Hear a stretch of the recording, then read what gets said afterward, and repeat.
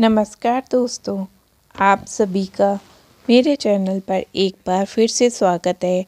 आज मैं आप सभी के समक्ष प्रस्तुत करूंगी सफला एकादशी की व्रत कथा। महाराज युधिष्ठिर ने पूछा, हे जनार्दन, पौष कृष्ण एकादशी का क्या नाम है? उस दिन कौन से देवता का पूजन किया जाता है और उसकी क्या विधि है? कृपया करके मुझे बताएं। भक्त वत्सल भगवान श्री कृष्ण कहने लगे, हे धर्मराज, मैं तुम्हारी स्नेह के कारण तुमसे कहता हूँ कि एकादशी व्रत के अतिरिक्त मैं अधिक से अधिक दक्षिणा पाने वाले यज्ञ से भी प्रसन्न नहीं होता हूँ। अतः इसे अत्यंत भक्ति और श्रद्धा से युक्त होकर कह रहे, हे राजन द्वारधीश, पौष कृष्ण एकादशी का महात्म्य तुम एकाग्रचित होकर सुनो। इस एकादशी का नाम सफला एकादशी है। इस एकादशी के देवता श्री नारायण हैं। विधि पूर्वक इस व्रत को करना चाहिए। जिस प्रकार नागों में शेष नाग, पक्षियों में गरुड़, सब ग्रहों में चंद्रमा, यज्ञों में अश्वमेघ और देवताओं में भगवान विष्णु जी श्रेष्ठ हैं, उसी तरह सभी व्रतों में एकादशी का व्रत श्रेष्ठ है। जो मनुष्य सदैव एकादशी का व्रत करते हैं वह मुझे परम प्रिय है। इस व्रत की विधि कहता हूँ। मेरी पूजा के लिए ऋतु के अनुकूल फल, नारियल, नींबू, नैवेद्य आदि 16 वस्तुओं का संग्रह करें। इस सामग्री से मेरी पूजा करके बाद में रात्रि जागरण करें। इस एकादशी के व्रत के समान यज्ञ, तीर्थ, दान, तप तथा और कोई दूसरा व्रत नहीं है। 5000 वर्ष तप करने से जो फल मिलता है उससे भी अधिक सफला एकादशी का व्रत करने से मिलता है।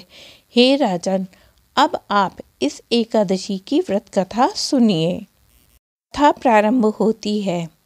चंपावती नगरी में एक महिष्मान नाम का राजा राज्य करता था। उसके 4 पुत्र थे। उन सब में लुम्पक नाम वाला बड़ा राजपुत्र महापापी था। वह सदा पापी, सदा पर स्त्री, वैश्यागमन तथा दूसरे बुरे कामों में अपने पिता का धन नष्ट किया करता था। सदैव ही देवता, ब्राह्मण, वैष्णवों की निंदा किया करता था। जब राजा को अपने बड़े पुत्र के ऐसे कुकर्मों का पता चला तो उन्होंने उसे अपने राज्य से निकाल दिया। तब वह विचारने लगा कि कहाँ जाऊँ, क्या करूँ। तो ऐसे में उसने चोरी करने का निश्चय किया। दिन में वह वन में रहता और रात्रि को अपने पिता की नगरी में चोरी किया करता था। प्रजा को तंग करने में और उन्हें मारने में उसे बड़ा आनंद आता था।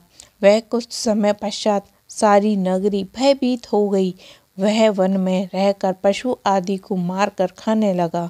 नागरिक और राज्य के कर्मचारी उसे पकड़ लेते किंतु राजा के भय से छोड़ दिया करते थे। वन के एक अति प्राचीन विशाल पीपल का वृक्ष था। लोग उसकी भगवान समान पूजा किया करते थे। उसी वृक्ष के नीचे वह महापापी रहा करता था।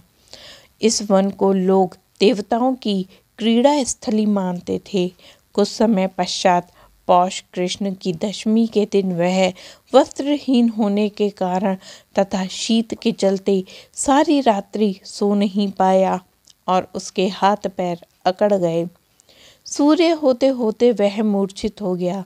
दूसरे दिन एकादशी को मध्याह्न के समय सूर्य की गर्मी पाकर उसकी मूर्छा दूर हुई है। गिरता पड़ता भोजन की तलाश में निकला। पशुओं को मारने में वह समर्थ नहीं था तो अंततः पेड़ों के नीचे गिरे हुए फल उठाकर वापस उसी पीपल वृक्ष के नीचे आ गया। उस समय तक भगवान सूर्य अस्त हो चुके थे। वृक्ष के नीचे फल रखकर कहने लगा, हे भगवान, अब आपको ही अर्पण हैं ये फल, आप ही तृप्त हो जाइए। उस रात्रि को दुख के कारण रात्रि को नींद नहीं आई। उसके इस उपवास और जागरण से भगवान अत्यंत प्रसन्न हुए और उसके सारे पाप नष्ट हो गए।